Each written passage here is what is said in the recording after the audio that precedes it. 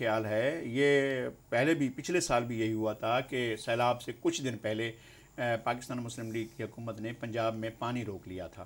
تو روکنے کا مقصد یہ، حالانکہ پنجاب کو پھر اس کے نقصانات اٹھانے پڑے. نقصان یہ ہوا کہ سرائکی بیلٹ پورا ڈوب گیا، بکھا ڈوب گیا، لیا ڈوب گیا، مظفر گڑھ ڈوب گیا، ڈیرہ غازی خان ڈوب گیا اور راجن پور ڈوب گیا. ان اضلاع میں قیامت تباہ کاری آئی اور سیلاب آ گیا.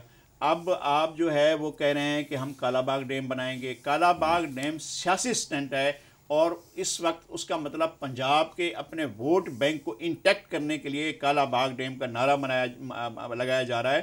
ورلڈ بینک اور دنیا کے تمام ڈونر ایجنسیز جو آپ کو کسی ڈیم بنانے کے لیے پیسے دیں گی وہ یہ سب سے پہلے پوچھیں گی کہ کیا کنسنسس موجود ہے. اگر کنسنسس موجود ہے تو گو ایڈ. کیا سندھ، بلوچستان، سرحد جو 3 صوبے مخالفت کر رہے ہیں وہ کنسنسس دے دیں گے اور ڈیم بننا شروع ہو جائے گا؟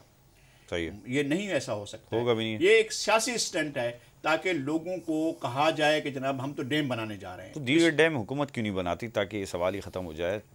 نہیں، حکومت نہیں بنائے گی اس لیے کہ اعتماد کا فقدان ہے. آپ اس سے پہلے چشمہ جہلم لنک کینال کا کیا ہوا؟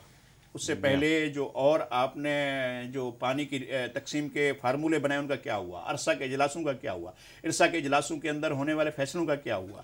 وہ سارے کے سارے ایک بحران چل رہا ہے جو کانفیڈنس کا بحران ہے. ایک دوسرے پر اعتماد نہیں ہے.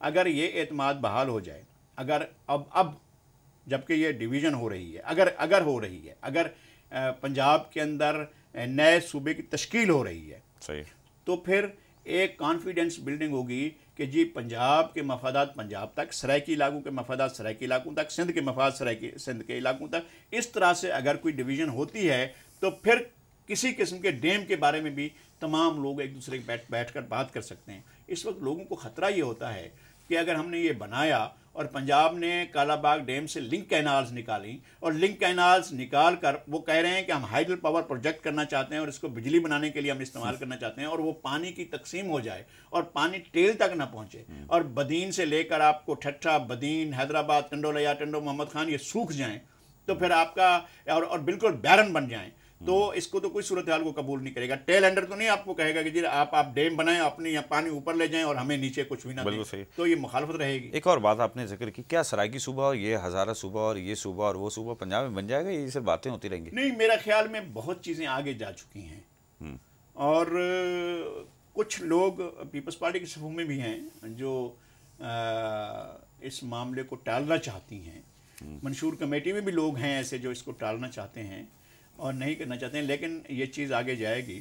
میرا خیال میں پیپلز پارٹی کی لیڈرشپ میں یہ ول موجود ہے اور شاید ول میں ان کی اپنا مفاد بھی پوشیدہ ہے کہ سرائکی بیلٹ الگ ہو کر ایک ان کو شاید ووٹ کرے گا.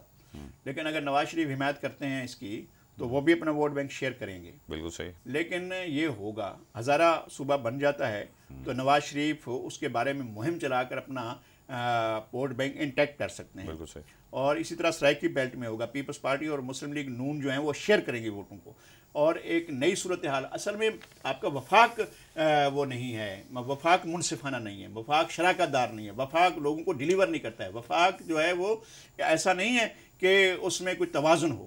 ایک صوبہ جو ہے وہ آپ کا 54% ہے اور باقی سارے صوبے ملا کر جو ہیں وہ 46% ہیں. ایسا تو وفاق جو ہے وہ پھر سب کچھ ویک بیٹھ کر کرتا رہے. اور آپ کے سینٹ کے اندر کوئی ایسے اختیارات نہیں ہے کہ سینٹ جو ہے وہ ٹرن ڈاؤن کر دے، جی نیشنل اسمبلی نے یہ کیا، ہم اس بات کو منظور نہیں کرتے. صوبوں کا وفاق کا نمائندہ ادارہ تو سینٹ ہے. سینٹ نہیں، سینٹ تو بے اختیار ادارہ ہے، قومی اسمبلی کرتی ہے. تو اب جب یہ ہو جائے گا کہ پنجاب کی ڈویژن سے اور خیبر پختونخوا کی ڈویژن سے نئے صوبوں کے وجود میں آنے سے وفاق منصفانہ وفاق ہو جائے گا. کسی کی ڈومینیشن نہیں ہوگی، کسی ایک کی ڈومینیشن نہیں ہوگی.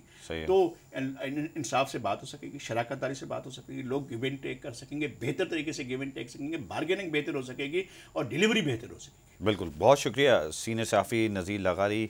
ناظرین ہمارے ساتھ آج موجود تھے سینئر صحافی نذیر لغاری. بہت ہی طویل گفتگو ہوئی ان سے اور بہت ہی اگر کہا جائے مفید اور اچھی گفتگو ہوئی، اس میں کوئی شک نہیں. یقیناً آپ نے بھی بہت ہی اطمینان سے سنی ہوں گی ساری باتیں، جس طرح سے انہوں نے ساری باتوں پہ ذکر کیا. ہمارا پروگرام کا وقت ناظرین ختم ہوا چاہتا ہے. انشاءاللہ کل آپ سے پھر ملاقات ہوگی کسی نئے مہمان کے ساتھ. جب تک کے لیے اللہ نگہبان.